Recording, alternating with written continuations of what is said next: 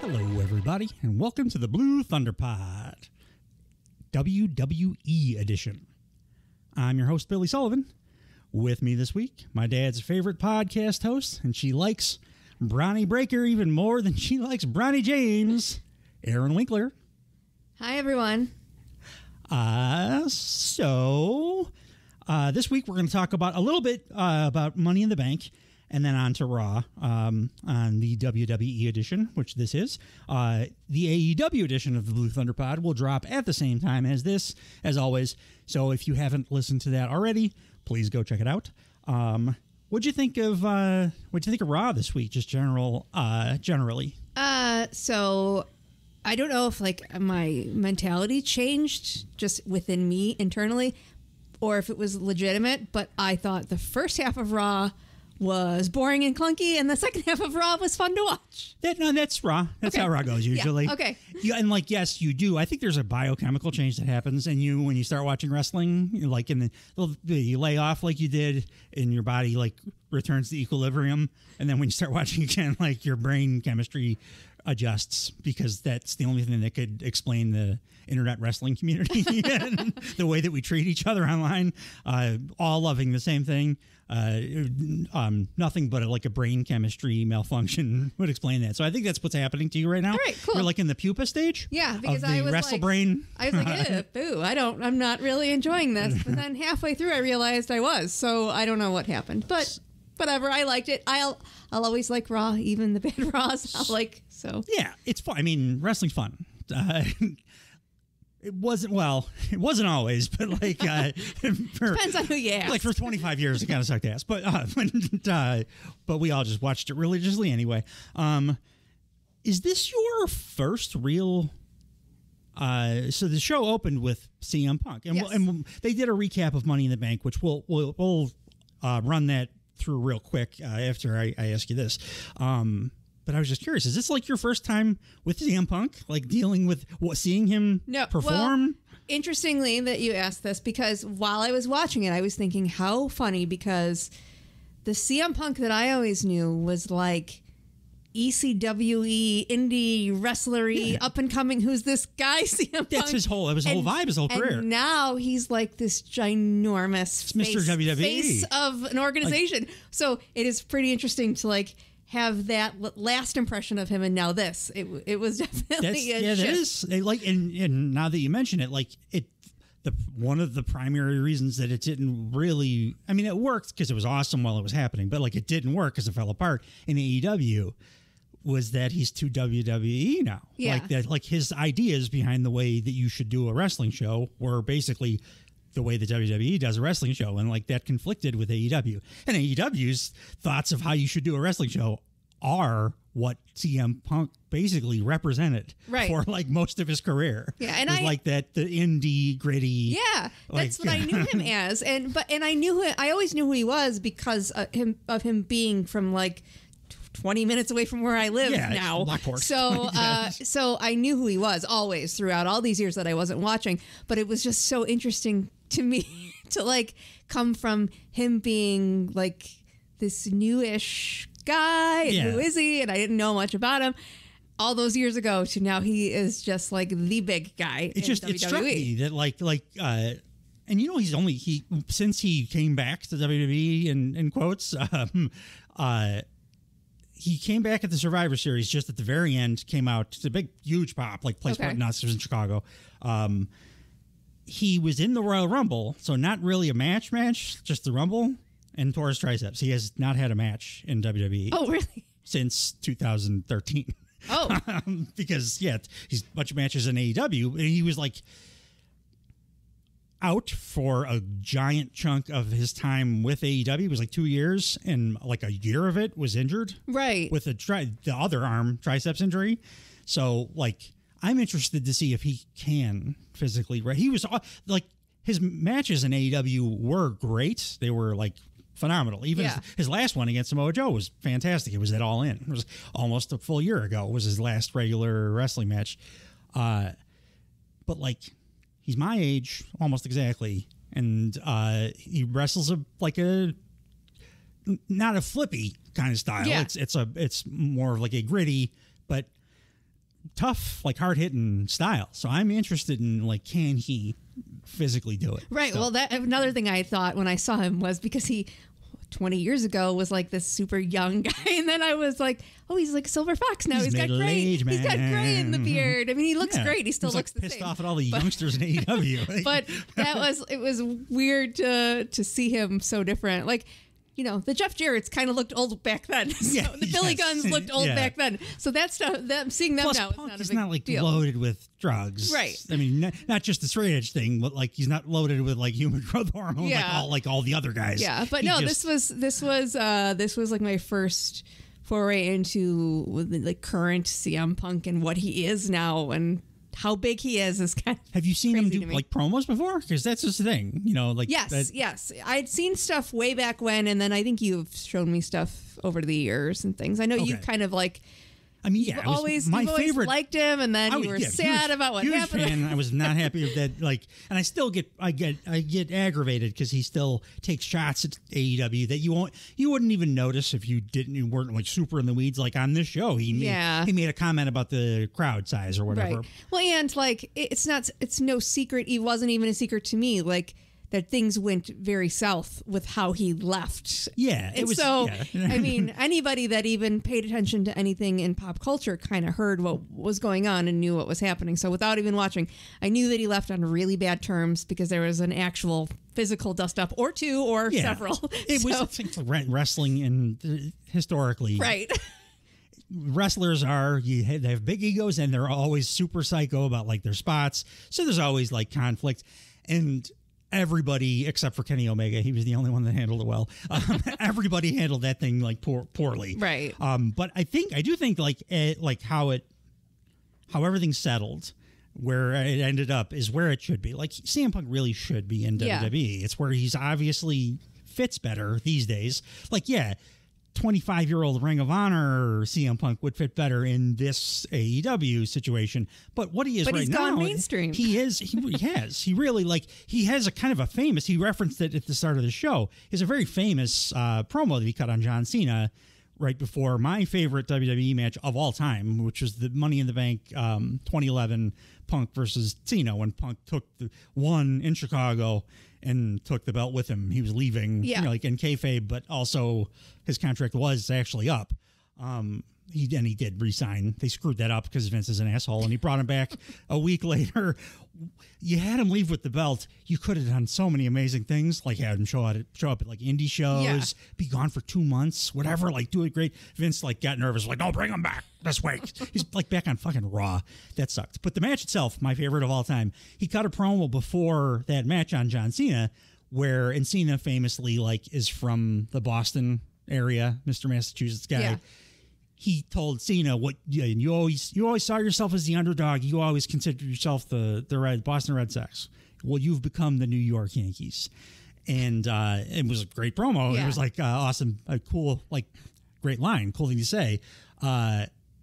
He references it here, and he kind of has himself now become the New York Yankees. Yeah, he's Mr. Mainstream. He's like, I mean, clearly, like I was watching it, and if I had never seen him way back in the day, I would have just been like, oh, he's the Rock or the Stone Cold of this now. Like, that's what he is. He's the big guy that everyone's excited to see. The only negative for me now with him in WWE, because I do think it is where he belongs and where he's happiest, where he fits in the best, is that he's too good a promo. Because there's like 4 people that can even like deal with kind of that level of promo in WWE, and he's like so far and away. In AEW, like we talked about, pretty much everybody, you have to be pretty good because it's not scripted. You have to be good on your feet to talk. And the way they do things in WWE, most people kind of sound, even the better mid level promos, it sounds like somebody's reading this. Yeah, and then the ones that are really good at it end up leaving to go to Hollywood and make movies. And Punk just doesn't do the script thing. He doesn't do anything. He just talks. Yeah, because he's like a goddamn cult leader that I would join his cult. He's unbelievable. Maybe the best talker of all time. And I thought it showed in the promo he did here. for you as a returner to wrestling, did you see that as stark a difference as I comprehend when I watch like him versus everybody else basically on the probably because Seth Rollins' portion was so fucking boring to me. And I thought Seth, for the first time, like in this Punk thing, came off actually looking okay here. Like what he said was like actually correct. He was like, the biggest problem is that Punk sees himself as like the center of the universe. But or whatever. I think because, but like delivery wise, I think because it was like so different. Yeah, that it was so noticeable that he like I was just like, oh, snooze. Not like nearly as good. It was not engaging to listen to him. It was like somebody. Like you said, Punk is like natural about it. And Seth Rollins was like somebody doing a character, and it made me like snooze. Like I just wasn't. My notes said boring spelled out letter by letter because it was Seth boring. Being added into this because it's something interesting to do with Seth, and he's kind of boring.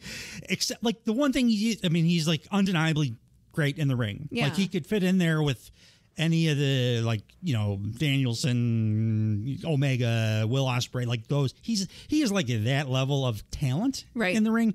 It's not the same because it's WWE and they like by design matches are slowed down a bunch. You have to wrestle a certain style. So, but like as Tyler Black is his old indie name, like Seth can do that real like high work rates, high energy stuff. He's capable of that. So like WWE matches, those are fun too. But like everything else, that's the thing that I find so interesting watching is like you can be so good at one thing or the other thing, but if you're not good at both, if you're not good in the ring and at like being maybe not being the character, because most of the guys I like are guys that don't even feel like they're playing a character, but like being good on the mic or being good at making facial expressions or not looking like you're acting in a summer camp school play or something.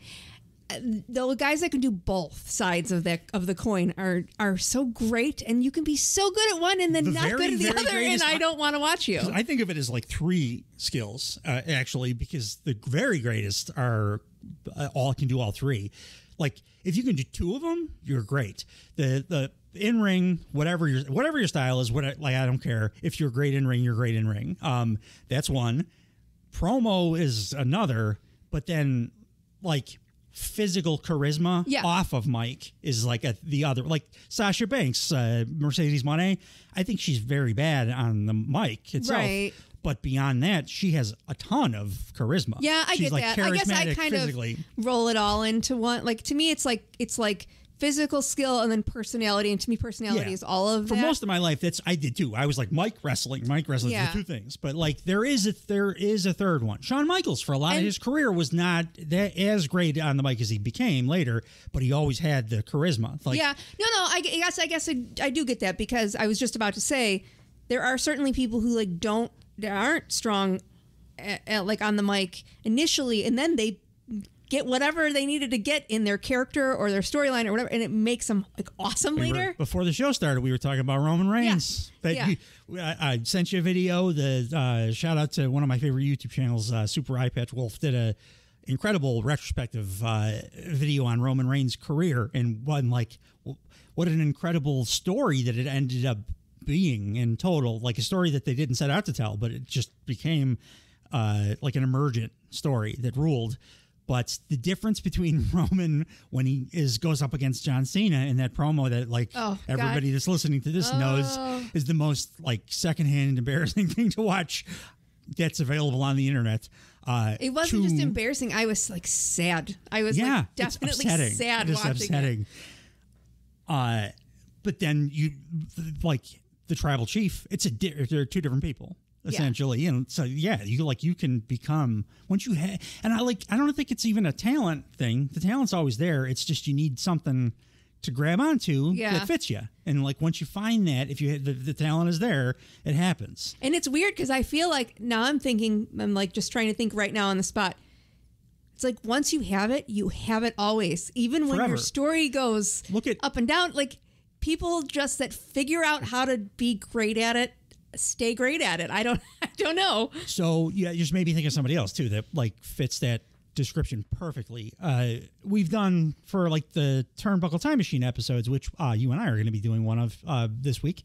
By the way, shout out. So keep an eye out for that.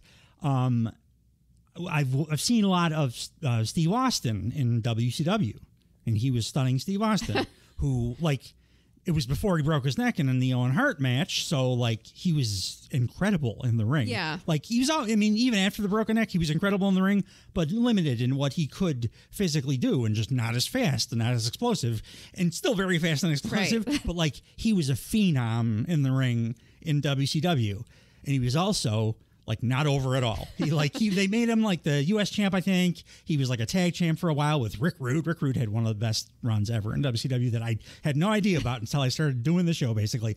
But like you go back and watch those things and you're like, oh yeah, this guy's like incredible, but nobody gives a shit. Yeah. And then when he came to WWE, he was the ringmaster and nobody gave a shit. And then as soon as like that clicked, oh, this character, I'll do the Stone Cold character. It's okay. Now you're great for the rest of your life. Yeah. Like, and then that's it. You're and just even if you get lulls where like your storyline kind of sucks again, you're still great though. Like, it's a go back and watch when Stone Cold turned heel, and we all were like, oh no, this is not. But now in retrospect, like because he did turn face again, and it was great again. Like his heel stuff was great. Now you go back to watch the Kurt Angle stuff, the comedy stuff they were doing was brilliant. He was great at that too. So like you never lose it once you get it. Like The Rock too. The Rock, like once he got it, well, it was nobody liked Rocky Maivia. No. Die Rocky die. Got the Rock clicked, and then he was The Rock. And then like when he went to Hollywood, it got kind of lame for a while, but it was just because like he was away and not in the wrestling world. When he came back for this like WrestleMania build and realized that like, oh, the fans are not really as into like Hollywood. Like I'm the good guy, Rock. He was like, oh, I'll just do The Rock again and be a prick. And he fucking was incredible like immediately again. Like he was awesome. Have you watched any of that stuff? The build, the WrestleMania stuff? No. That's something I got to You mentioned it, but it was before I really started paying attention again. So a little bit about like just how it occurred. Cody Rhodes, obviously you've seen him. He's like the biggest babyface. Like everybody loves him. I love him. He won the Royal Rumble for the second time in a row, was going to get his second shot at Roman. Everybody's like, okay, this is the time for him to finally unseat Roman. He's been champ for 5 years or whatever. Which is like so insane. 5 years. So Triple H loves long title reigns. It's so insane. But like it worked because it just worked. Roman was like a badass, and it just worked as him as the dominant like final boss guy. Well, The Rock bought some kind of controlling interest in the company. I did hear that. And then reinserted himself into the show. And when he did it, it was originally going to be okay, now we're just going to have Cody say, I'll give Rock my spot. Like they were really they did that. They did it on air and everybody was like, fucking boo. Right. No. I think I remember you telling me this because everyone was like, did he just buy his spot back to win some We've been watching this story for 2 years, goddammit. We need this and like you can go back and listen to the earlier, like the very beginning Turnbuckle Time or Blue Thunderpod episodes. And Dave and I are like, fuck this. What's going on here? They pivoted because The Rock saw obviously like, okay, this isn't working. I didn't expect them to not cheer for me. And they're booing him and Rocky sucks and fuck you Rocky chants and stuff.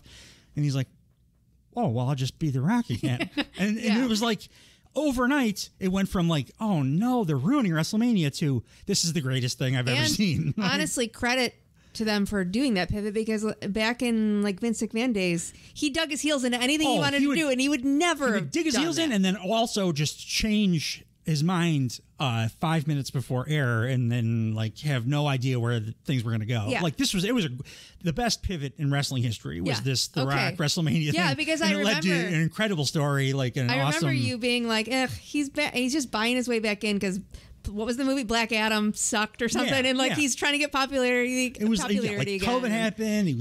He wasn't able to make a few movies, and like his movies are not doing as well. And then like whenever he would do his occasional returns to WWE over the years, it was always just to do like promotional stuff. I'm a good guy, but I'm very clearly doing promotional stuff.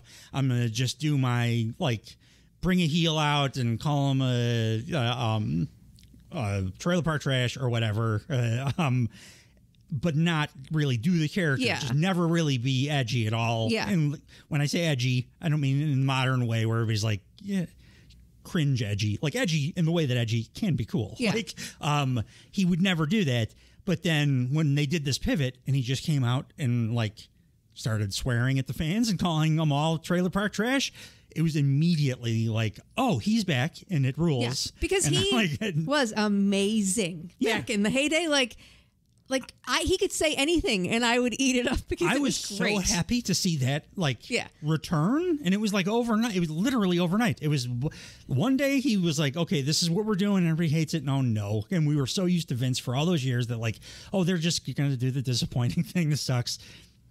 And then like the day that he did the turn, I'm going to go back to like Bad Guy Rock, which is the Rock that we all loved. It was immediate. It was like, made me so happy. And you know what? I think maybe he's so good at that because in like Hollywood, in all of his interview stuff, he's always like good guy Rock. So he's good guy Dwayne Johnson, and I feel like he needed to get that out of his system. And we're not just meandering here because that actually dovetails pretty nicely into my thought on both this Money in the Bank that we just had and the start of this Raw.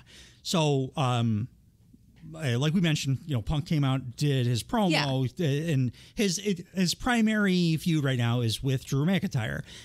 You probably haven't seen them do too much interacting yet, right? No, all I saw was like Drew McIntyre talking about the bracelet and stuff. And to be honest, I was like, who's the good guy and who's the bad guy in this? So that's the thing. Is Drew is the way the story's being told, they consider Drew the heel. Okay. Because he is arrogant, he keeps like making decisions that are arrogant decisions. Okay. Like he's not being forward thinking enough. Like you should know this guy's going to attack me because it's been happening, but he's too arrogant for that. But the truth is, for me, like Drew is absolutely in the right in like almost the entirety of this.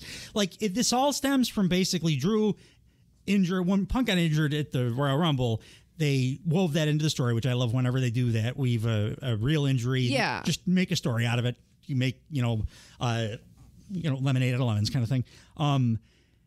But all Drew did really was like then kind of further hurt Punk's arm a little bit. Yeah.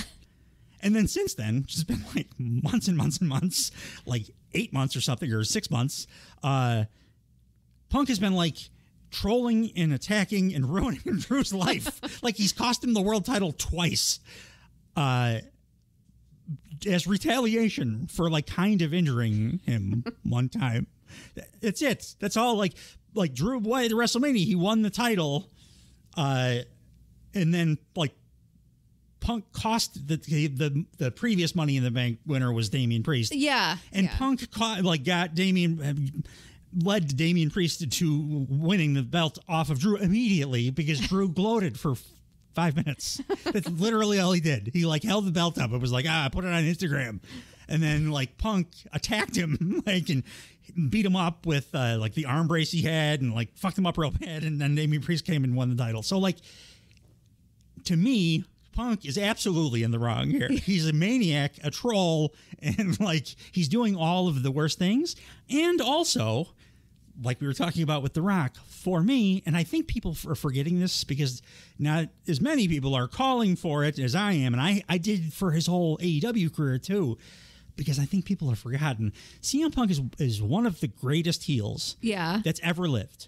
And we haven't been able to see him be a heel in any of this comeback. He was a babyface the entire time he was in AEW, except for like a couple of situational matches where he played heel, and it was fucking awesome. Yeah. In those couple of matches where he played heel, and he's just great at that. He can talk. He's a great talker. He's good at both, obviously. And when he's a babyface, he's always kind of a tweener because he's got an edge to him. Sure. And like, he rubs a lot of people the wrong way, obviously. Yeah. But like, as a heel, he's perfection. He's like Ric Flair. He's The Rock level of heel. Yes, like, got it. And I want to see that. And I think the story they're telling lends itself to that.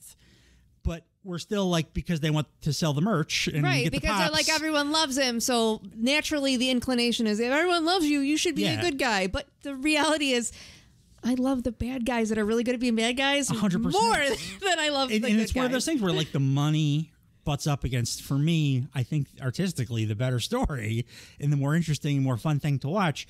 And honestly, I'd be more apt to buy a Punk t-shirt if he was a heel. Right. Oh. But unfortunately, most people are not. And like, especially the zillion kids that watch WWE. Maybe, but I was just going to say, I have a 14-year-old son at home whose favorite characters are all the heels. It's 14 is a very, I'm going to be a fan of the heel age. You're edgy. You're an edgy kid. So it's like, but that is who he likes. He's drawn to all the heel characters now. Yeah. And your kid's personality also dictates some of that too, in a good way, I think. But most of the masses buy they're Hulk Jey Uso. Hulk Hogan ripping his tank top off with the American flag behind him. They're day one-ish. Yeah. They're Jey Uso, like he is like I don't ever want to see Jey Uso be a heel ever again, because he is like the best babyface. He's the best dumb guy friend you got. Like, and they all love him. That's the audience. So like they want to sell the merch, so they're not going to do the Punk as a heel thing, I don't think. And it breaks my heart because like 2 years in AEW I didn't get to see it, and now like I don't think I'm going to get to see it. He probably signed a 3-year deal. That's usually what sometimes it'll be a 5-year. It's almost always a 5 or a 3-year deal in both AEW and WWE. But Punk's 44, so it's probably a 3-year deal. Yeah.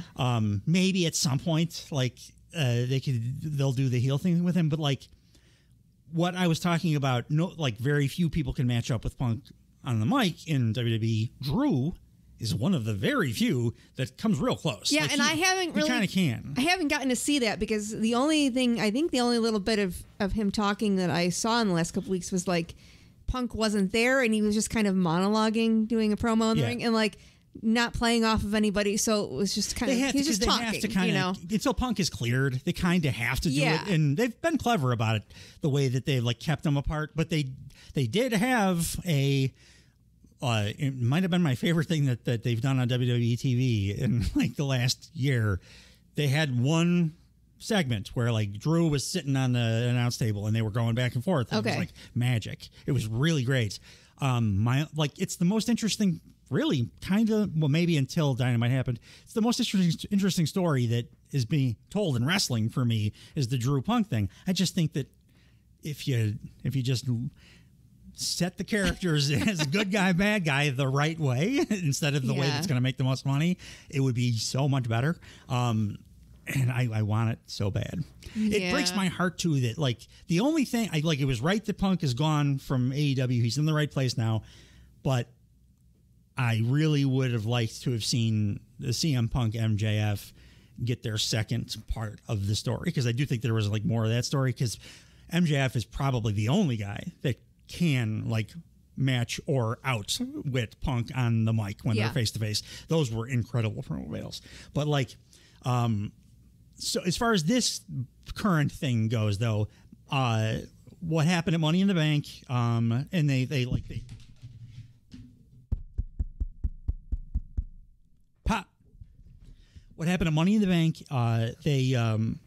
They went over like to open Raw. They did like a little recap thing, so we could talk about that too right now. And it ties into what we were just discussing. But the Drew versus I'm sorry, I shouldn't say versus the ladder match for the actual briefcase. Drew Andrade somehow, even though he hasn't really done anything on TV. Carmelo Hayes, who I think is doesn't have a win on WWE TV since he came up from NXT, was in the ladder match for some reason. Chad Gable, your boy, Kurt Angle in his their names hair. even, they're so perfectly matched. Special Needs Jey Uso and LA Knight. Have you had much LA Knight interaction yet? No. He is a physical embodiment of WWE. He can't really wrestle. So draw WWE as a person, it's and LA that's Knight. what it. Okay. It's LA. Okay. He has like 3 super over catchphrases. He's a good promo, but in a very specific way. Like, honestly, a great promo in that way. And that way is talk like Stone Cold and The Rock did in the 90s. And he does that 100%. Like, he's very good at it. But, like, can't really wrestle. Got an interesting look.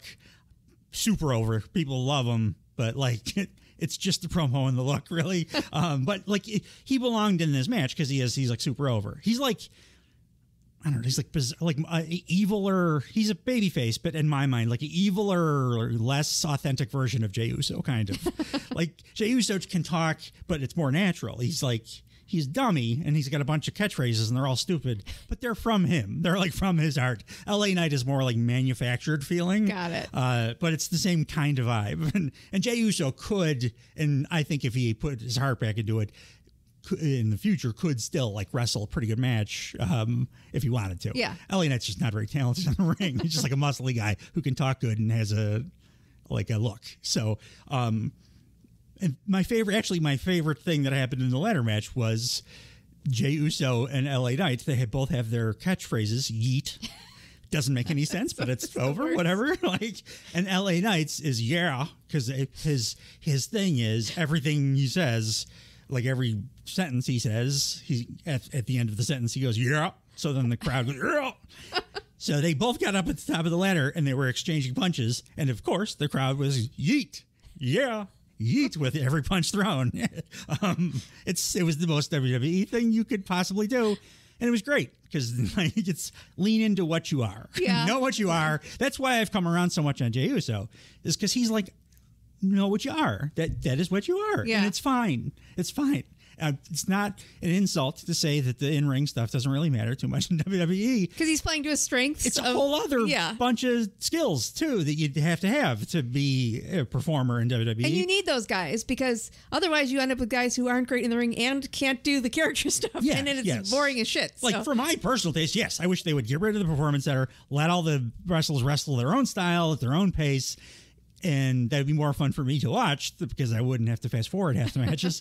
But, like, all the other shit's great. Like, their entrances are way better than AEW's. Like, they're all the production stuff and, like, the skill level of these guys of, like, LA Knight and Jey Uso are real. They're real things. They're just different things. Yeah. Like, that's all. But what happened? Drew won the Money in the Bank ladder match, which everybody kind of saw coming because it really, Jey Uso was the only other one that there was a chance that could win, because, like, they weren't going to put the title on. And then what are you doing with that story? Like, it would be fun, whatever it is, and people will cheer for it. So, like, it wouldn't have to really make sense. But, like, LA Knight is, like, over, but he's not Jey Uso over. Okay. Like, so you wouldn't really want to have him, like, threatening for a title or whatever. So it had to be Drew, because Drew is the most, like, believable that is not currently in some kind of other. Like, Chad Gable would be believable too, but he's got 5 storylines going on right now, so it wasn't going to be him. So, like, it was Drew, and he cashed in his Money in the Bank, like, same day. Immediately. Didn't love that. I prefer, like, I'm going to wait till everyone forgets I have it, and then I'm going to cash in. And that's part of the arrogance thing. He said beforehand, I think, that, if I win this, I'm going to cash in immediately. So, like, be ready, which is, like, it's an arrogant thing. So that's why he's the heel or whatever. Although, to me, that's kind of a babyface thing to do. Instead of, like, using it to be a sneak. Opportunistic thing. He did it in the most babyface way possible, which was to insert himself into the main event and make it a triple threat, actual fair match. Yeah. Which he was then screwed out of by CM Punk again. So, like, if you're, like, a writer and you're structuring this, if you're doing, like, an outline of the story, Drew McIntyre is clearly the good guy here. He did, like, the honest, most upstanding thing, and he won the thing, the money, without cheating, won the Money in the Bank briefcase, which is like a tool basically for you to cheat within the rules. Yes, exactly. Decided, I'm not going to use it that way. I will use it in a way that is much more fair and put myself into a current match. After having already wrestled. Yes, after having already wrestled. A ladder match. And then he gets screwed by a guy that, like, the worst thing Drew's done to him in the last 6 months. He took his bracelet. But that was, like, that's Drew retaliating for Punk screwing him like from the title the month prior. So it's all been just Punk after Drew the whole time. Like, but people love Punk, so yeah. I love Punk, but I just want to love him as a bad guy. But I was unhappy about after watching Money in the Bank like that, the main event stuff. Yeah, I did not like any of that at all because primarily of what I'm talking about. Like I'm just like the dynamic is wrong here. I'm softened on it a bit every time because every time CM Punk comes out and talks, it's like he's amazing. Yeah. So you can't all right. I'm still as into the. You're gonna like him no matter what he's doing because I'm still like is into that story as I can be. Like it's the best thing they got going. It's not my favorite story in wrestling now though because another thing happened in another show where it is a much more like I can be much more emotionally invested in a logical way in that story because like they told the story in a way that the good guy is the good guy and the bad guy is the bad guy. And it's very clear why they are each in those roles and what their motivations were and like why I should be cheering for one person over the other. And it's not just because I think one person's cooler than the other. It's because the story is very compelling. And like, I think this could be that too, but they're not going to let it because they want to sell that merch. Yeah.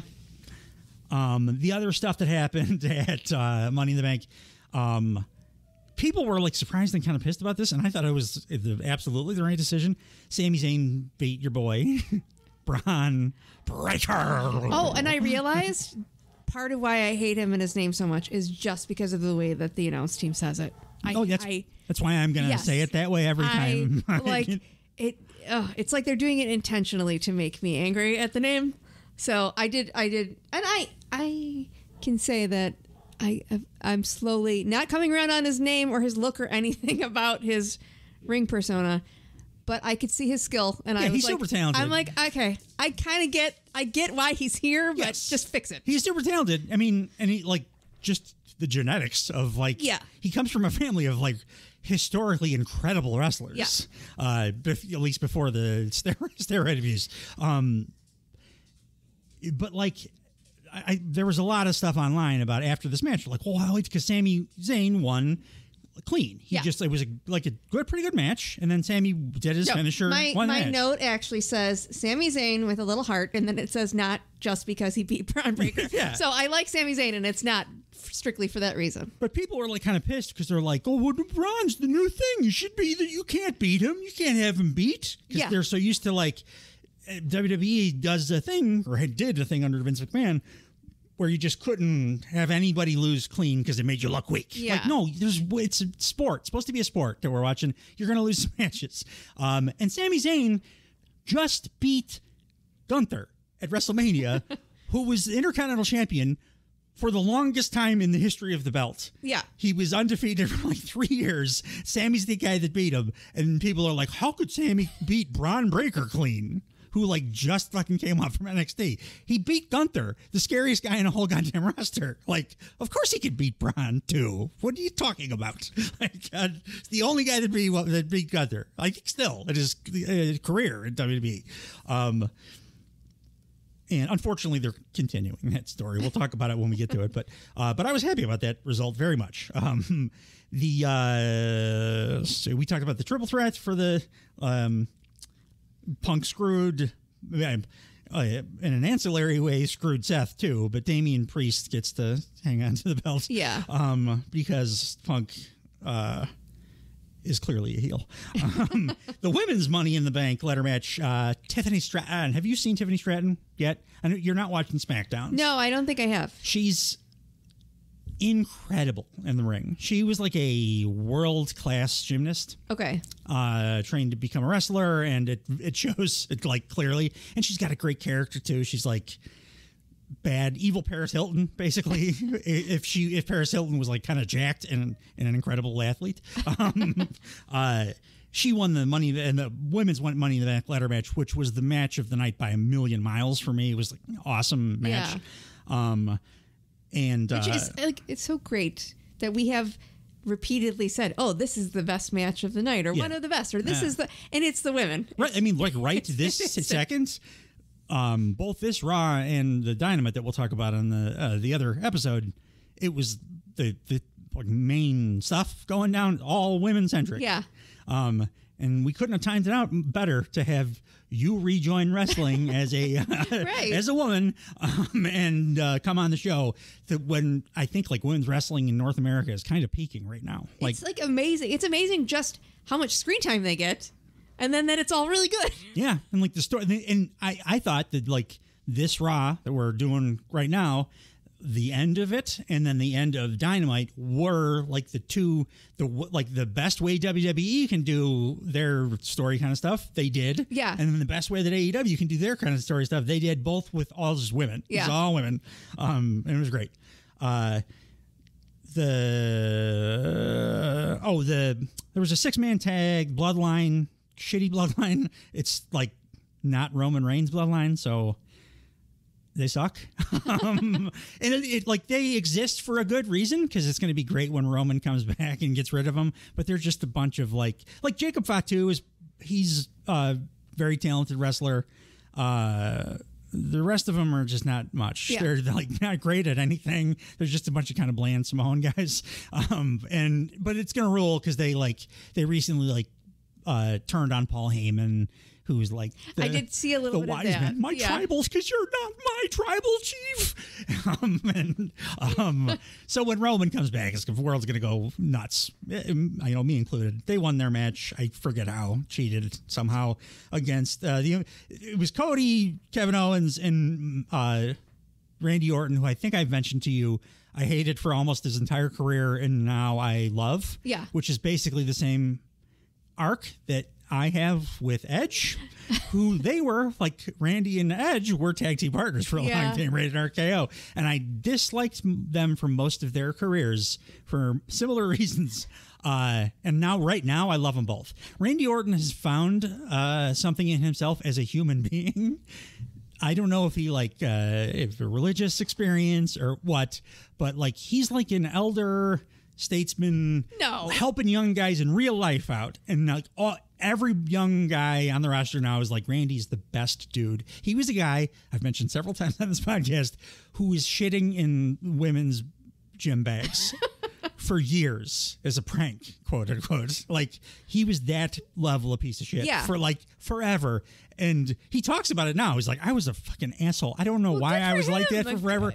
I love him. And I love the character. I love him as a person now, like that he could change to that level. And all the stuff he's doing in the ring is different. And it's just, the stories are better. He's more interesting. Now I got to pay attention to him. Yeah. And he was with Kevin Owens and Cody Rhodes. Kevin Owens, my absolute favorite guy in WWE, and Cody Rhodes, one of my favorite guys in WWE. So I should have been interested in this match, but the Bloodline without Roman is just, it's not just that. It's Bloodline without Roman, and the real Bloodline was the Usos. Yeah. And then like Sammy was part of it, and like that was interesting. This is a bunch of Samoan guys. Most of them are like new. Like Solo Sikoa is the guy that now calls himself the leader. He's the guy that Roman's gonna feud with or whatever. He was like a midway through addition to the Bloodline as like an enforcer guy, silent enforcer guy. Yeah. And like, so he's like the oldest Bloodline guy, but he's still kind of new, and everybody else has been added in the last like month. So these are the guys that would play the fake security in all of the previous wrestling shows. I'm more like, it's a little bit different because like Tama Tonga was a New Japan wrestler for a bunch of years. Not very good there. And then like Jacob Fatu would be more like the security guy. Yeah. So he was like he's not that young, but he's still 31 or something. So still pretty young for wrestling. But a big indie guy. He was like an MLW champ for a long time and stuff. So like, yes, he was the guy, if you were in his town, he'd be the security guy. Yeah. But he's the best thing about this current Bloodline. But he just joined it too, so like they just suck. They suck, and they cheated and beat guys that everybody likes. Yeah. So that kind of sucked too. So the show sucked ass, I thought. Outside of the women's match, the matches themselves, like the Sammy match was fine. The men's Money in the Bank ladder match was a pretty good match because WWE is very good at ladder matches, but like the outcomes were just uninspiring except for the women's ladder match. So that was that. We talked about, Seth came out. I'm glad, again, he's still wearing like garish attire. He had very nice heels on. But like, it's more stylish now. Like, have you seen any of what the shit he was wearing for the last like 2 years? No. I thought like the Cruella de Vil look was out there, and you're like, oh no, that was like way toned down. I don't know how to describe it outside of like if you gave a 4-year-old like a bunch of fabric and like scissors and like a sewing machine, and somehow like they didn't kill themselves with the sewing machine, like, and said, okay, do something with this, and then somehow found a way to like put that end result on your body. That's what he would wear regularly to the ring, and that was his quote unquote character. It was like, dressed like an asshole. Now he seems to have like realized, yes, garish is good. Macho Man, Ric Flair, like that's good, but you still need to be stylish. You still need to have some sense of like style, something like, because this was he had like dope heels on, like Prince would wear or something, you know, like, and his regular, like the other gear he was wearing was just like normal human clothes. Yeah, like, just bedazzled. Just like, just rhinestones all over it, which it's cool. Like that, I like it. So I enjoyed that. And I did think he came away not feeling like a total dork asshole at the end of this. Well, yeah, he cannot talk. He was Punk, boring. But like, also, I think because he was boring and because I could see where else all this was going, he was like an and also. It was like, it was just, he was there to be there. I think we talked about it last week. He's been the third wheel. Yeah. Unbearably, like since before the build to WrestleMania, because he was like the third wheel there, and like at WrestleMania, they did a thing story wise with him, which I really appreciated, but I didn't catch on to that's what they were doing, because they never do like subtle storytelling, and they kind of did a subtle, interesting, kind of deep thing with him. Everybody missed it, including me, because it was on WWE. Like, and then in retrospect, I'm like, oh, you really tried a thing there. Unfortunately, nobody's going to catch the thing you try unless you change the way you tell all of your stories.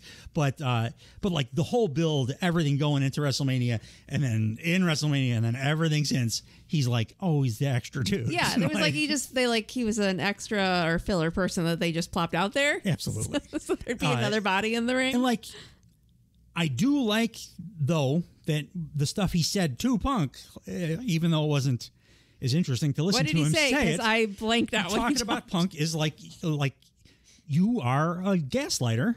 And that's what you do. Yeah. And you also, your biggest sin, always, and this is like, I love when promos bring in some level of reality. I don't like too closely to reality. They did that for too long, and it usually gets ugly.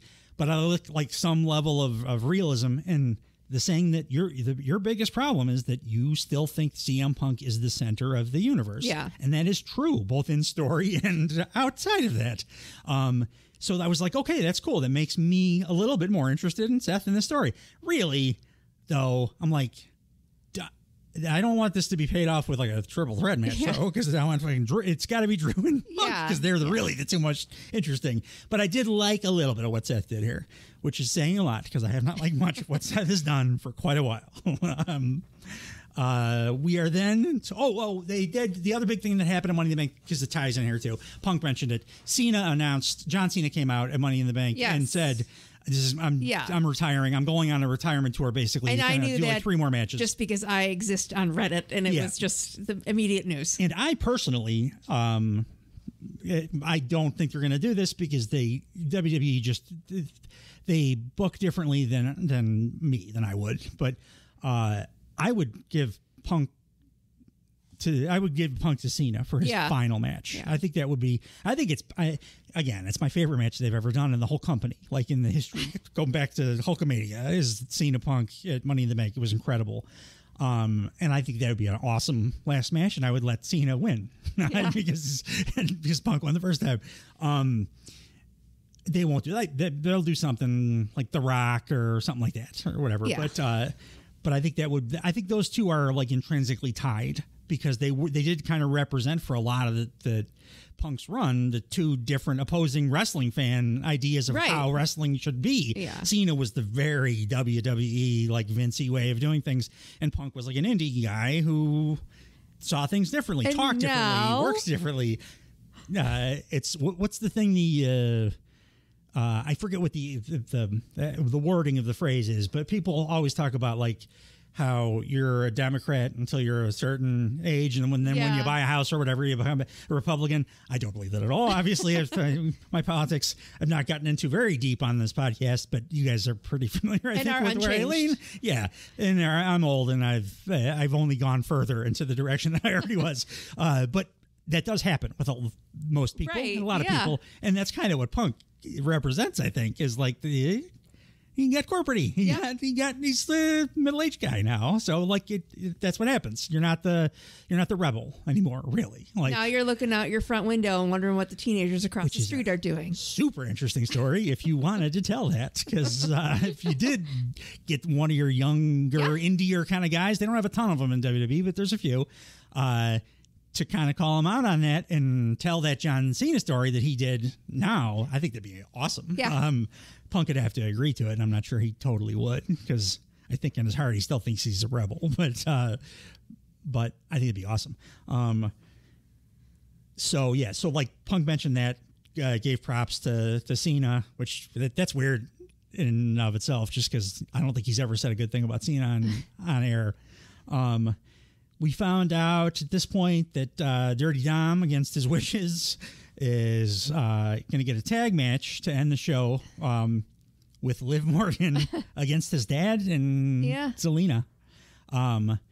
So, are you familiar with Dirty Dom and Rey Mysterio's, like, their history match-wise? No. So, Dom has never beaten Rey. Oh, okay. It's like a big deal. They've had several matches now, like singles, tag, everything.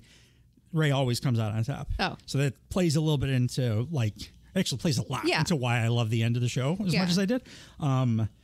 But I'm unhappy about this. I did realize that, like, he's being sexually harassed. He like, is. Pretty heavy duty for this whole time. The stretching stuff, I was like, whoa, this is a bit much. The Jack Tripper fucking Three's Company scene that we got. Yeah. Yes, it was a bit much. But, like, again, WWE, I don't understand necessarily the heel. Like, he's still considered a heel, but I'm like, we should feel bad for this dude. Like, he is, he's getting assaulted, basically, like, against his will. Somebody new to this, like, who didn't know any of his history. He has a significant other. Well, and it sounds like the significant other maybe even isn't, like, fully she was kind of abusive. Like, that's what I mean. Too. Like, that was their whole story. I feel like the story was that she was like a dom, essentially, before he, like, was into it, and then he realized he was into it. Maybe. So, like, but the way that it ended, I was kind of like, is he just afraid of her? He definitely was into it. For most of their relationship, like, for sure. It's undoubted. At the beginning of it, it was not clear. Like, she was a dom before necessarily being accepted as one. Gotcha. But But the Liv stuff, though, is very much like, this is not consensual at all. She's great at this character she's doing, but I'm like, he is the victim here. He's clearly the victim here. He's still the victim at the end of this because it gets emotionally manipulated in a way that is, like, kind of deep and interesting. At this point, we got it's day one-ish time. You ready to yeet? Can we yeet the word yeet, because it's so bad. It's everything. It's so my favorite thing about the segment we're about to talk about was yeet adjacent, was yeet related, because it made me laugh super hard. Because I guess I should have explained this. The yeet and the hand thing are kind of synonymous. So, like, this is a yeet, too. He says yeet. It doesn't always mean the hand thing, but also this is also a yeet. We got Jey Uso against Kurt Angle Jr., your guy. Pretty good match, actually. I mean, Gable's matches are always pretty good. I got pissed off at Michael Cole at one point because he fucking Gable did a overhead belly-to-belly suplex like out of the ring, which is an awesome move and very difficult to do. Yeah. And Michael Cole has been calling wrestling matches for 40 years. Call it a backdrop. So I was like, I can just, you don't need to be Excalibur doing like Poison Ranas and like call it a Gogo Plata or whatever. Like, you don't have to know all the names of all the moves.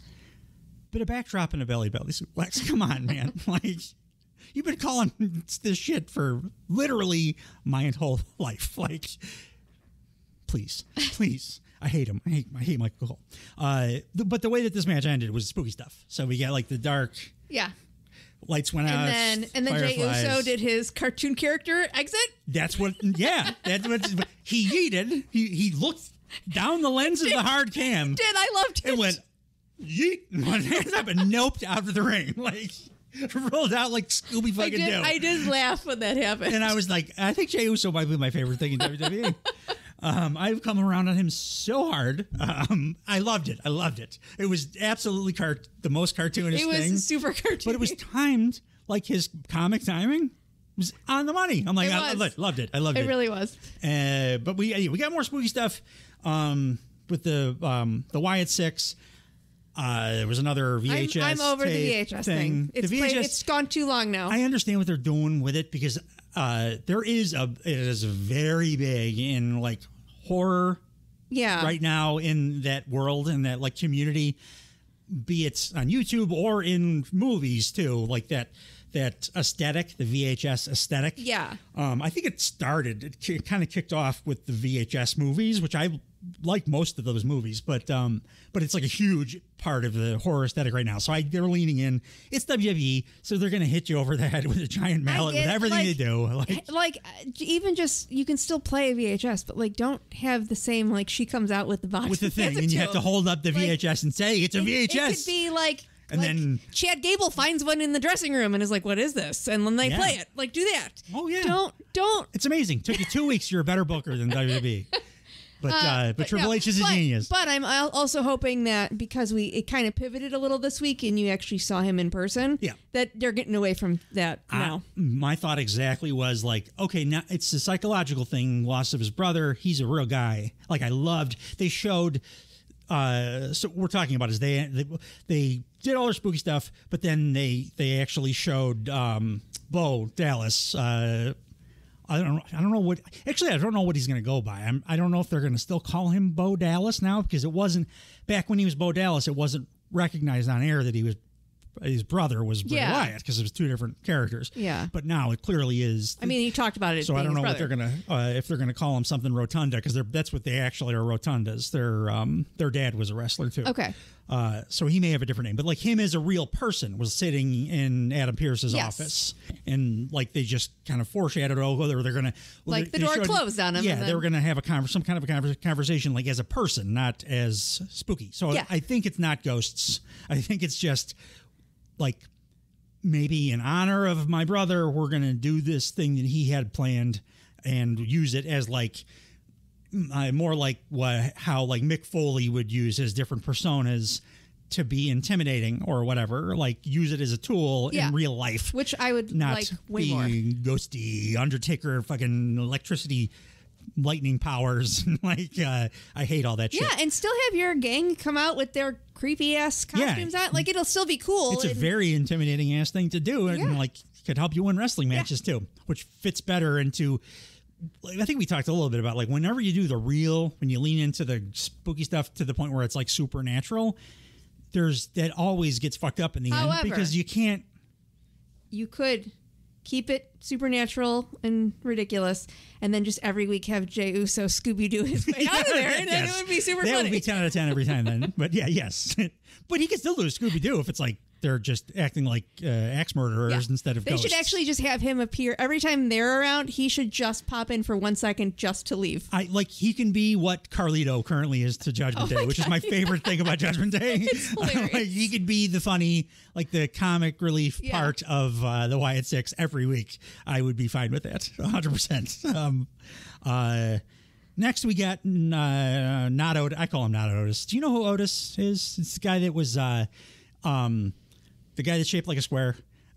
No. He is your guy, Chad Gable. Yeah. Like he was the one that he was like one of the 3 people that he was bullying, and then Otis broke away. Yeah. I call Bronson Reed, the guy that was wrestling in this next match, not Otis, because he is Otis. If you took Otis and just like in a video game, like changed skins, so like made him just different hair and like made him darker or whatever, except he has none of the like charisma or in-ring ability of he's like okay in the ring, but Otis is very good.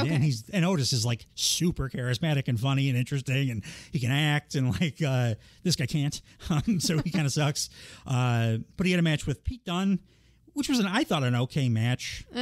I think this is why I was like, this show is boring, because I have no notes. My note for this match was match number 2, and that is it. That's pretty much how I would have. Yeah. Okay. that was it. It was a match that happened. It does give me an opportunity to tell you about Pete Dunne.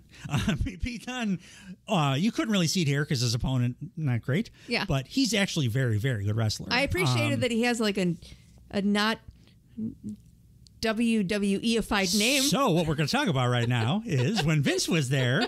So Pete Dunne was, he started with the company. He was an indie guy, wrestled like, he was in Rev Pro, which is the biggest British promotion, an independent British promotion in wrestling. Like big up-and-comer dude. Went to NXT UK, which is the thing that WWE created to try to kill Rev Pro and all other independents in UK, because there was a big booming UK wrestling movement happening. Yeah. It didn't kill them, thankfully, because NXT UK didn't really do very well. But Pete Dunne was there then. When he signed with WWE, was in NXT UK for a while, was very good there. Came over to regular NXT, was awesome there as Pete Dunne. He was Pete Dunne the whole time. Call him Pete Dunne. Came over to the main roster. Vince McMahon put a silly hat on him, made him wear suspenders, and because he's British, he's a British Cockney fighter, and they called him Butch, and he was fucking Scrappy Doo. He was Scrappy Doo to Sheamus. Sheamus he had a stable with called the Brawlin' Brutes with Sheamus and another dude, another British guy, 2 big guys, and then their Scrappy Doo was Butch. So that's what he had to be put through for like 2 fucking years. Yeah.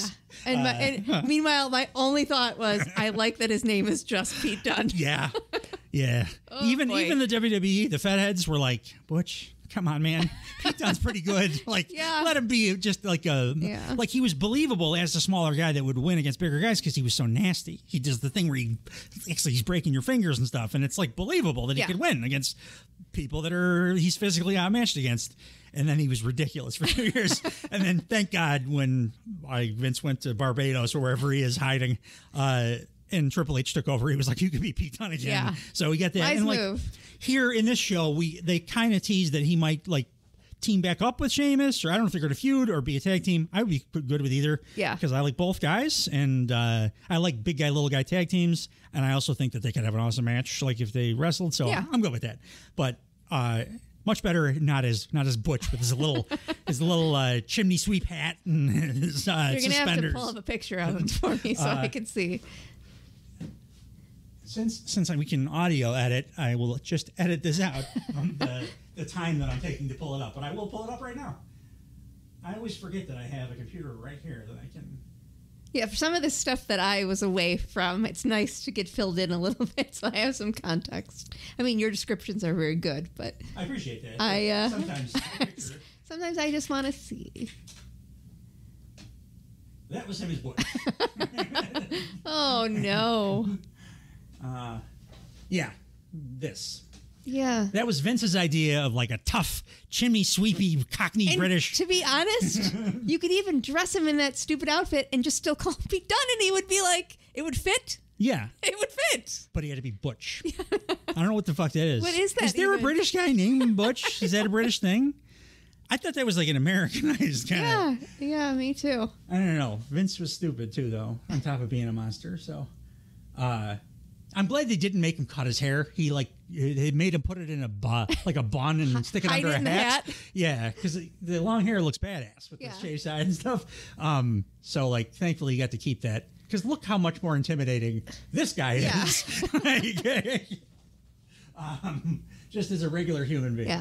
Yeah. So I'm a Pete Dunne guy. The reason that he was wrestling in this match and as a singles match, he actually is already in a tag team, a very good talented tag team that's never going to get over in WWE because they're like really good in the ring. The New Catch Republic is the name of the team, which is even like a very insidery wrestlery name for a tag team for WWE. But his tag team partner, whose name is escaping me right now, but he's very good too. He's another British dude. But he just had a fairly serious injury, I think, like on a house show or something. So now Pete Dunne he had nothing to do. So they stuck him in a match with not Otis. And it was. I'm still blown away after all these years from what I last knew. How many non-American / Canadian wrestlers there are? Yeah, like it happened kind of gradually. Because with Vince there, it was always, if you were from anywhere outside of America or Canada, you had to be some insane stereotype. You had to be the Iron Sheik. Yeah. Or like the chimney sweep, you know, like you got to be butch. But the truth is, there were way more of those guys over the years, even with Vince. They were all stupid stereotypes, but it was just way more of those guys. And then when AEW happened, that was immediately just, we're like going to grab up every indie wrestler that is of note in America, but also we're trying to get all the best wrestlers from everywhere. So they got a bunch of, as many as they could, Japanese guys and like from New Japan, and Takeshita is one of my favorite dudes. It was like from a different promotion in Japan, like half the roster is Canadian. Obviously a bunch of luchadors and stuff like that. So like that was a giant injection of just international wrestling. And then at the same time, the thing I was talking about, that explosion of UK wrestling, that happened. So then there's like a zillion great British wrestlers so all at once because it was just became a thing. It was just a thing that happened. It was a big explosion in the culture. Wrestling has been, and like I've actually gone back now because I'm a big, huge fucking dork, and I've done a ton of research into like UK wrestling. I've been watching a bunch of matches from the 70s and 80s it's called World of Sport, and it's actually a big deal in the UK because, you know, they had like 3 channels because it's the UK. Like, oh, it's BBC 1 through 3. That's what we have. And it was like on one of those channels every night at 7 o'clock or whatever was World of Sport Wrestling. And it was just a single camera, like hard cam. They didn't do any cuts or anything. It's like, it was as dryly as you could possibly do wrestling. But it was always in these like little like countryside British places with like grannies like getting super pissed at heels for doing very small infractions. Like, but the wrestlers themselves were absolutely incredible. There's a guy, Rollerball Rocco, who I now consider one of the greatest wrestlers of all time, who we knew nothing about until like this year. But that's like where the British Bulldogs originally came from and stuff. But it was a big deal. But then that show went off the air, so like it wasn't for a long time in the UK. Wrestling was not as big a thing for like a decade. And then with the advent of the internet, a few like smaller promotions were able to get their stuff out there, and then RevPro blew up because of that. So then like a bunch of people started trying to be wrestlers, and now we have a zillion great British wrestlers, including maybe the best wrestler on earth, Will Bloody Ospreay, the Billy Goat Bruv. At this point, Seth and Damian Priest had a little interaction and back, and Seth, I like this too because I like when they stick to what they say because they didn't usually do that in WWE. Seth said before this match that if he lost, no matter what, if I lose the Money in the Bank, I'm not going to challenge you again. As long as you have the belt, I'm not going to challenge you again. And he says to Damian, as long as you don't have any of your people come down and fuck with us, I will not challenge you again. And he's like, you didn't have any of your Judgment Day people come down. I lost. Even though it was fucked up, I lost, so I'm not going to challenge you again. So I'm like, okay, good. I like that. You're like, you won't be and alsoing for a little while. Yes. At this point, we got Sami Zayn coming out, and then Braun Breaker. Braun comes out. Sami's doing a cut of promo. Braun comes out, pretends like he's like gonna be like, I give you props, you know, I didn't think you were gonna be the one guy that beat me, but you did. But then he just spears him.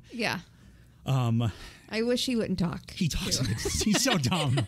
His dumminess really, in a very Steinery way too. Like it is. He also, I noticed he fucking smashed his head on the Intercontinental belt when he speared Sammy. He didn't sell it or anything. You know, I think had you not told me that he was a Steiner, I would have eventually figured it out because he sounds like a big dummy jock from Michigan. And the cross trainer Nikes with the jeans and stuff. Like I was like, oh, I get like that. Yes. It's like genetic or something. If he wasn't a Steiner, he would have grown up like the biggest Steiner fan in all of the suburbs of Detroit. It's 100% what he is. Yeah. Like he needs a fanny pack. Give him a fanny pack. Oh, yeah. And I'd be like, that's him. That would be a good character addition. Lean into it. Yes. But that's kind of what they were doing when they made him kind of funny. They leaned into his Steinerness. And But as a bad guy, it's just... Okay. You're very intimidating physically. You talk not so good. But we did get to see everyone's hero, the Mad Dragon, Ilya Dragunov, in the segment. Because, Braun spears Sammy and then goes to leave. And then they did the thing where he ran back. And I love every time Braun does the thing where he runs around the ring, they do it like an overhead shot, and it's super funny watching Braun bust ass around the ring. That's why he wears those cross trainers. Yes. That's probably a tell if he's wearing his cross trainers. Watch out, he's going to try to do his fucking run around the ring thing. Which his run around the ring thing also completely fucks up a thing that happens in the next segment. Because, we'll talk about it in a second, but the overhead shot, very funny, but they're clearly continuing the Sammy thing, and they're going to let Braun win probably now, which is going to aggravate me. But I do I do. He has a bright future. It's, again, the wrestling discourse, but you probably won't believe this, but there's a lot of truth to it. A big argument between AEW and WWE people when they do their arguing online is the WWE people say that Braun is a better... young guy to build around than Will Ospreay is. Yeah. Oh. And I'm like, that's fucking insane. Braun is great. At his stuff that he's great at. But come on. But and they could do fun stuff with him. I know you filled me in. I saw a little bit of when Sami Zayn was with the bloodline stuff. Make Sami Zayn and Braun Breaker an odd couple and let Braun get great. Yes, he's a better babyface too. Braun. Do something because the dumb guy thing works. Jey Uso. Yeah, it works better if he's likable, and Braun can be likable. I've seen it. He was in NXT. Wolf Dogs was goddamn great. And I did see I did see the ring stuff where I was like, okay, I get why he's here. He's a super athlete. Fix the name and the character. And yeah. I think they think they needed to start over with how they did him in NXT because he started as this kind of thing and then he morphed into, once people got to know him or whatever, into the funny. I think he's talented enough at the funny stuff that they could have done that right away and he would have been super over. Yeah. I mean, but he's over right now because the crowd loved whatever they're spoon-fed. I did think Sammy kind of saved the promo battle part of this, though, because he was like, are you just going to stare at me? Are we talking? What's going on here? And stuck the microphone in his chest. Sammy's great. Yeah. That's fine. They could be a good odd couple. Yeah. Oh, that'd be wonderful. Put them together. Plus, you're going to need something to do with Sammy after this Intercontinental title thing is done. So next we got Carlito and the Judgment Day, because he's not technically part of the Judgment Day, even though he's my favorite part of the Judgment Day. And I also think he shouldn't wrestle because he's kind of done. He's old. He was always okay. Yeah. Only, and now he's old. Yeah. So he can't really wrestle, but he's awesome.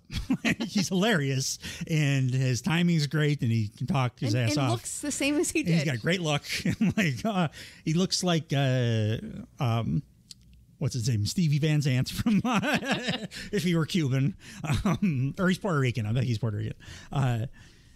They beat the Awesome Truth and Braun Strowman somehow. I don't even know. I didn't take it out. I don't care.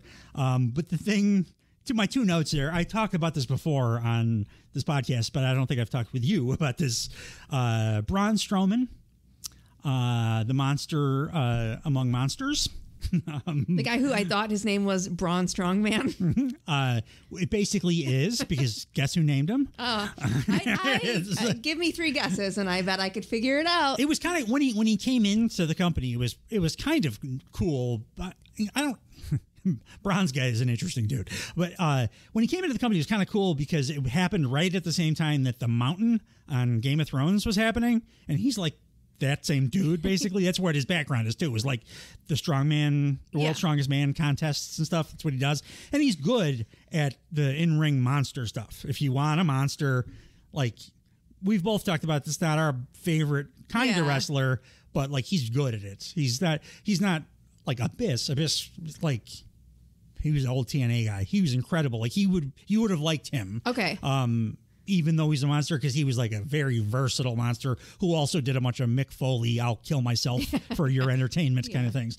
But for like a modern monster guy, Braun is very good at that kind of stuff.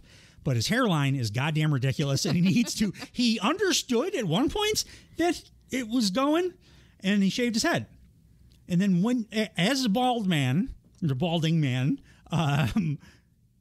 when you cross that line, nobody ever goes back unless you get the plugs or the modern good-looking one, the transplants. The Brian Urlacher treatment? Yeah, where you can have nice hair again. You just have to do the thing. But, like, Braun just decided, okay, now I'm going to grow it back, and it's like he looks like a goddamn samurai or something, because his hairline is in the middle of the top of his head, and it's every time I see him on screen, I'm like, what are you doing, man? You're not playing a crazy person character. What? No one in regular people society would do that with their head. Like, it looks insane. And Damian Priest is getting there too. Like, you got to do something with that. Plus, if you're a big, tough wrestler, like, you're the most apt at having the shaved head and pulling it off. Like, you can pull it off. If you're a tough guy who's a wrestler. I don't know why more wrestlers don't do. They all do the shaved head. Like, everybody that balds ends up doing the shaved head.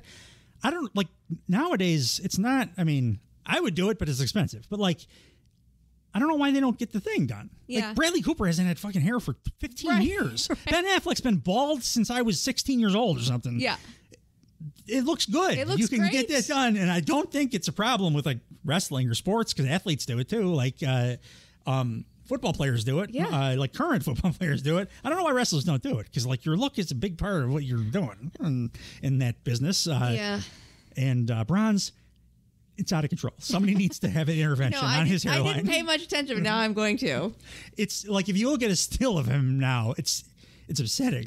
Like, I mean, I'm more personally affected as a guy that shaved his head because of baldiness. Yeah. But the listeners that are in my boat understand that, like, yeah, no, you don't then grow it back, because that just brings more attention to the fact that your hair looks insane. And it's probably even gotten worse since the last time we saw it. Exactly. Your hairline doesn't come back after you shave. It doesn't get better, unless you do something. There's only one direction it's going to go. You got to do the thing, or it's going to just get worse, or stop. It could stop and just say where it was, but probably not. Probably going to get worse.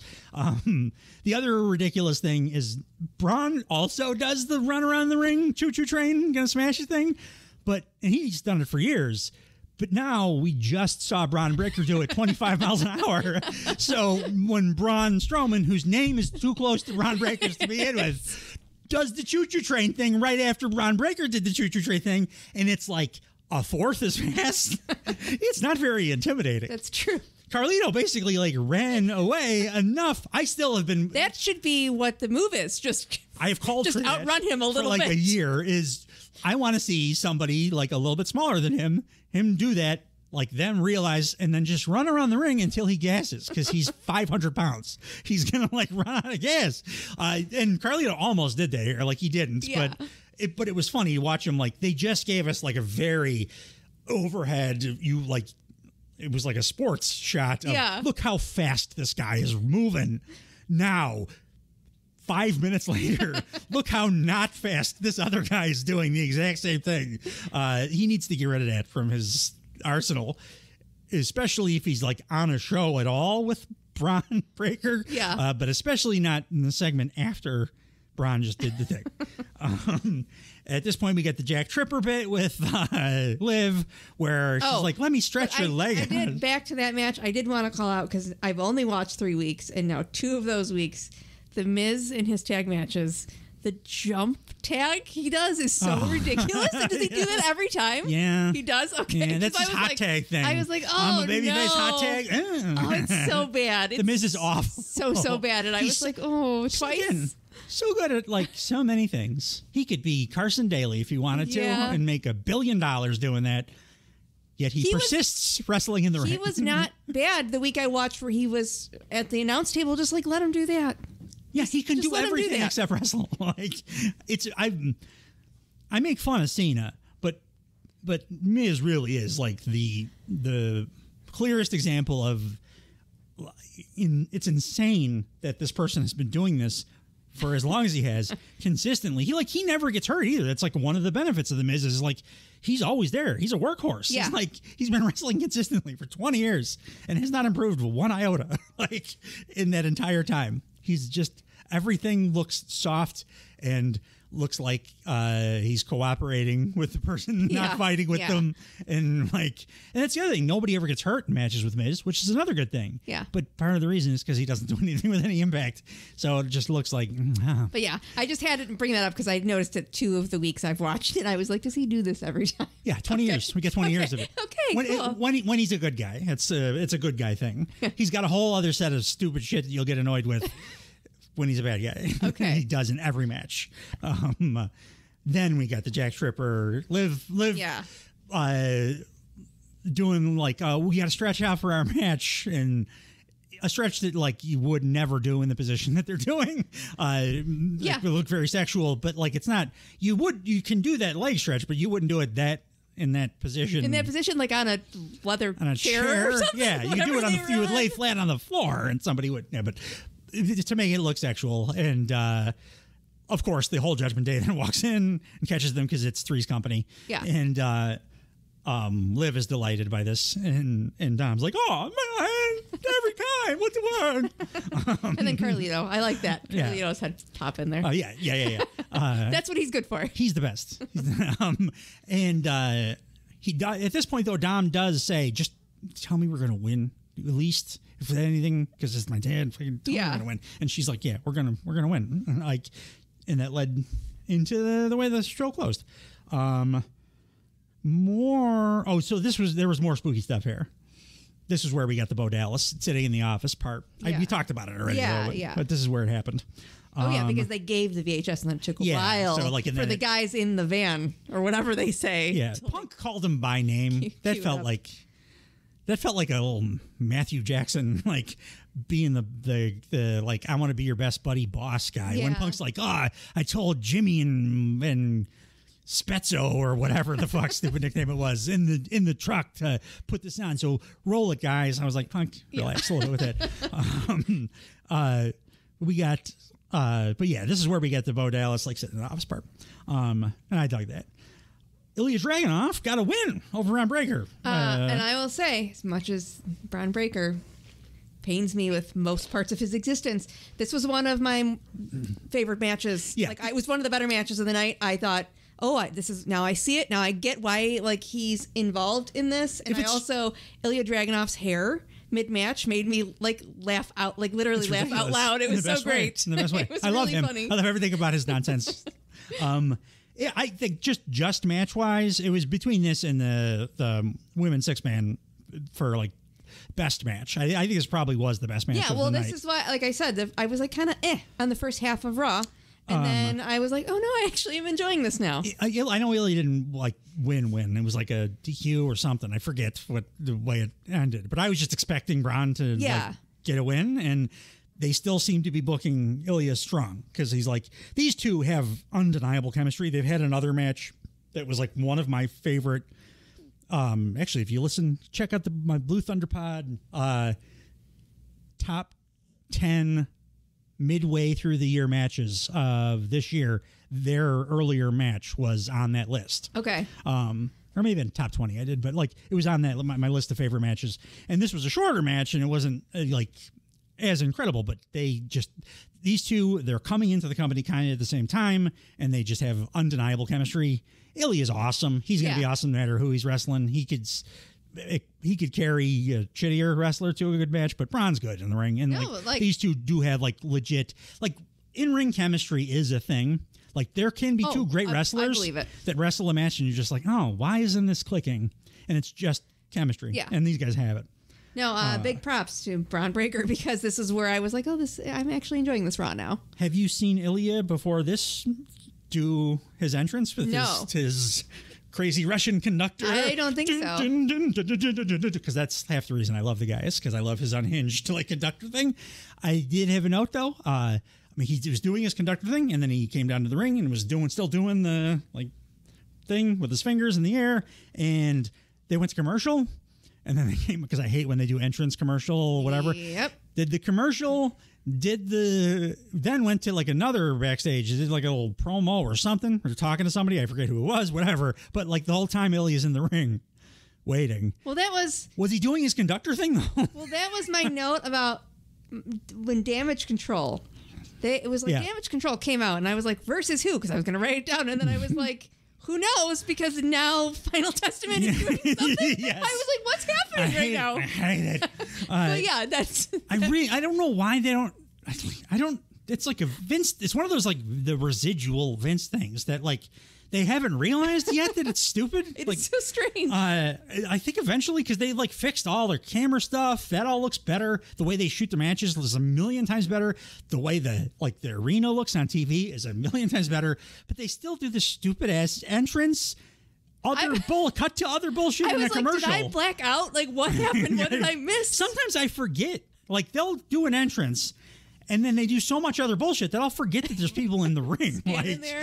I can't imagine what it's like. I mean, I've been to fairly modern Raws. Like me and Nick went to one. Like, I don't know, probably 4 years ago, something like that. I don't think I remember like that. I think you would notice though, like.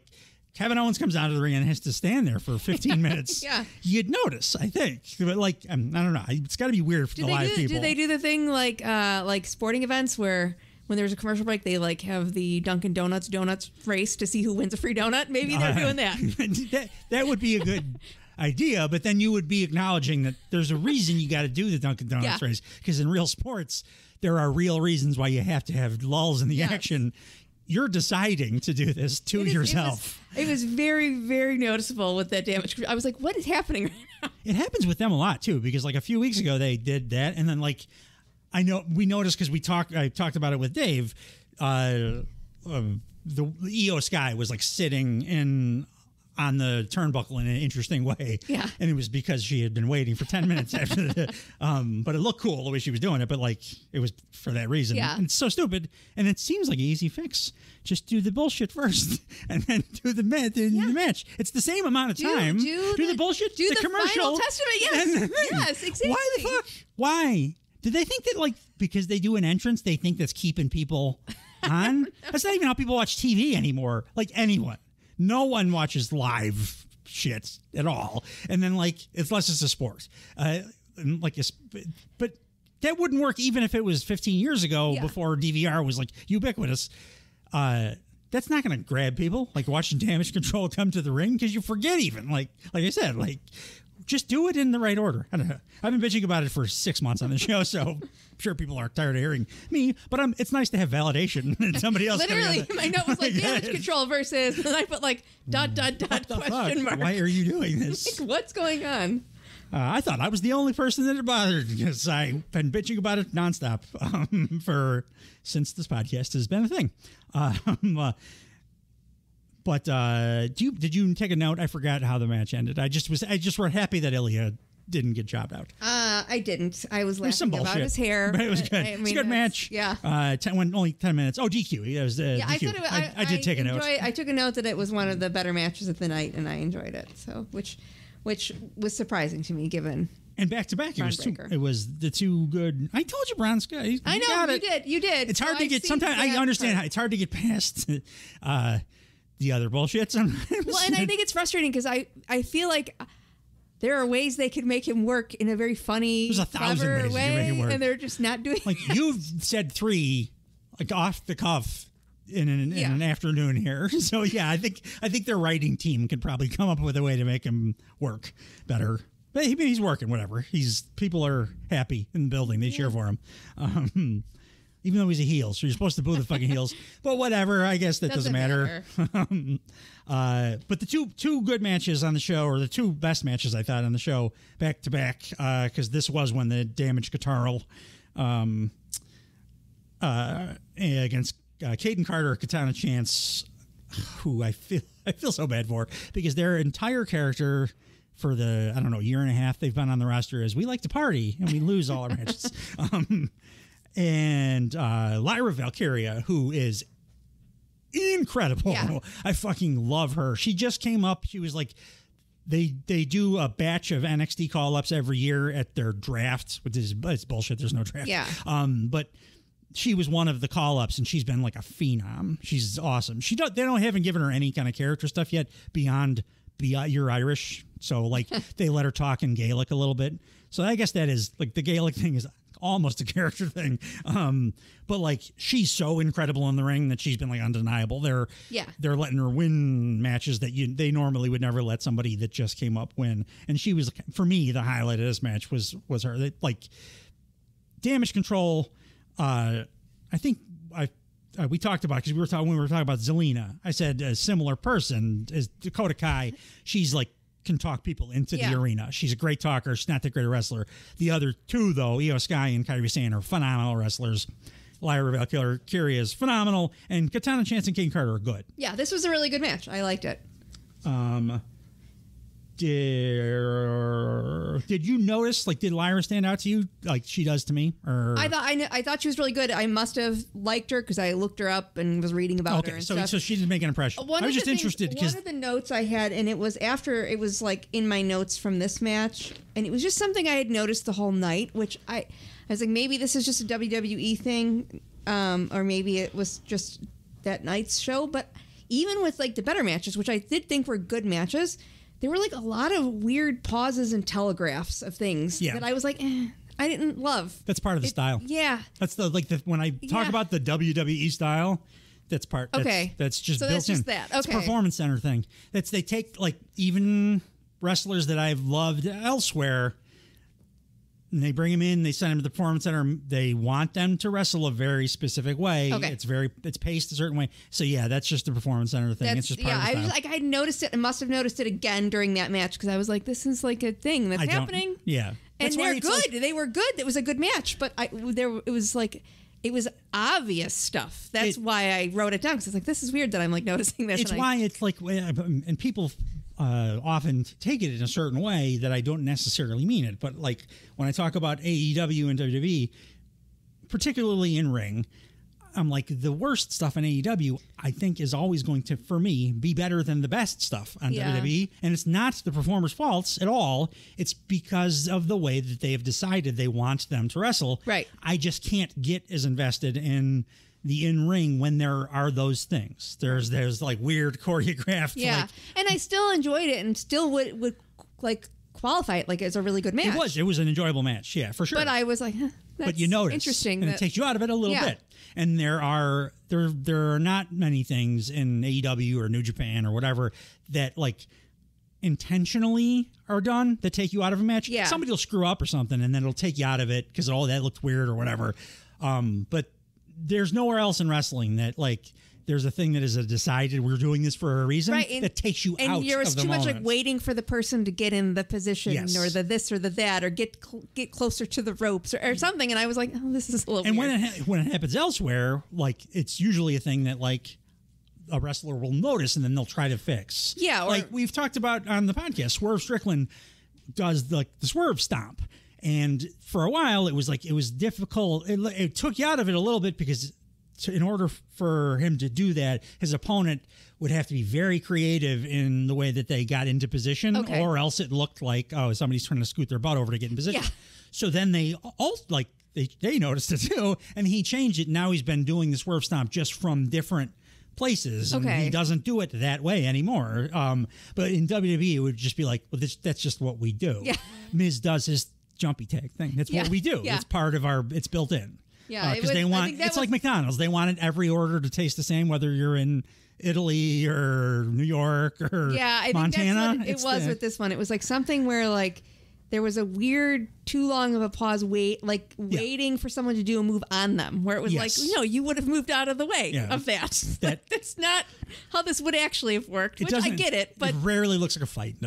Yeah. But it was, again, not to shit on it, because they're all very good performers, and it was a fun match. Love Raw. I do still love Raw. So yeah. Yeah, you won't hear. Well, but you won't hear me like talking shit about any of the Carlito stuff, like or Yeet. You know that is flawless. No, I just and I don't even like blame, because obviously you don't want people getting hurt and stuff. But it was just something that was noticeable to me, and I was like, "Is this just something how it is?" And maybe it was always this way way back when I watched 20 years ago, and I just wasn't focusing on that. Since the advent of the Performance Center, like the Attitude Era, there was no Performance Center. Okay, it was basically people came in like Stone Cold came in from WCW, and like.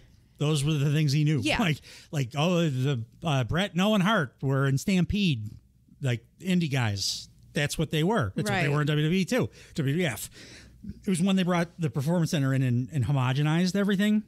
That's when everything started looking kind of the same. Yeah, everything's like very cultivated in the same exact vein. Yeah. I wish they would just scrap the Performance Center, because the in-ring is the only thing that I at this point don't really like about WWE. That and the thing we talked about, the weird commercial, the way that they lay the show out. I think they'll fix that though, because they have fixed a lot of other adjacent stuff to that, and that's the only one that still is like, what the fuck is this? Why are you doing that? But I do wish they would just scrap the Performance Center, because I don't love that. I also my other note was I liked the way this ended was like a run-in by a new stable, and in the stable was one of the women that I said, like specifically by name, Zoe Stark, was like, give her some trait, something to do beyond to be wrestler person.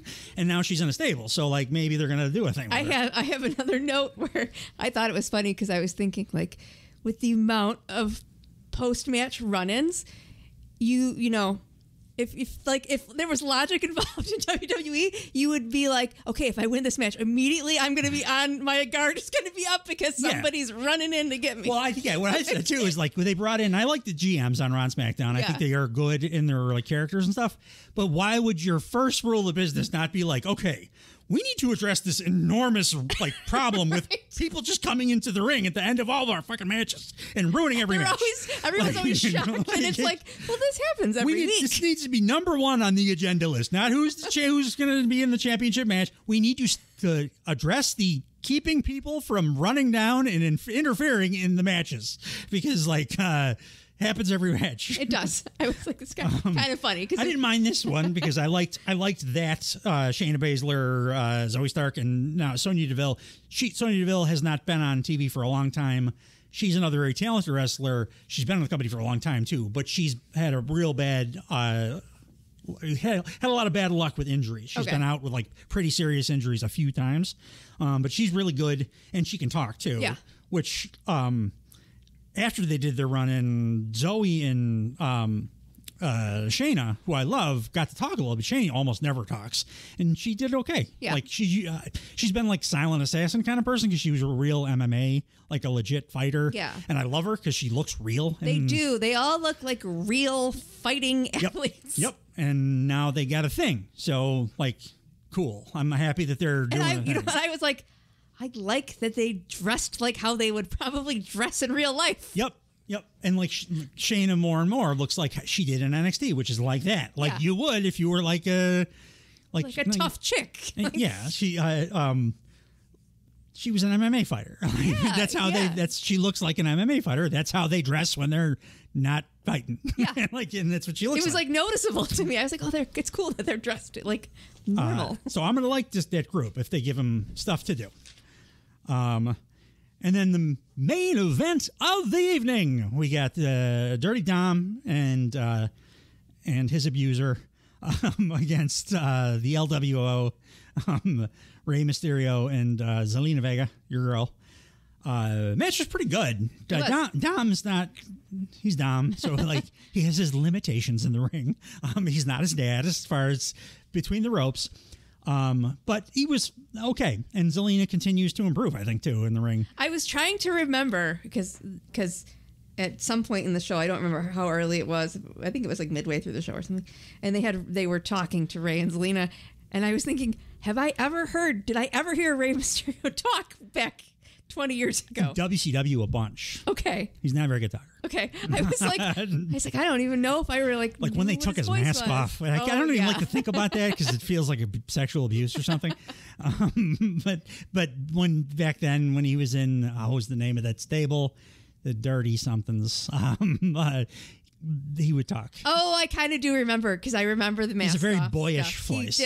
He had a very boyish look. His son is a better talker than his son is.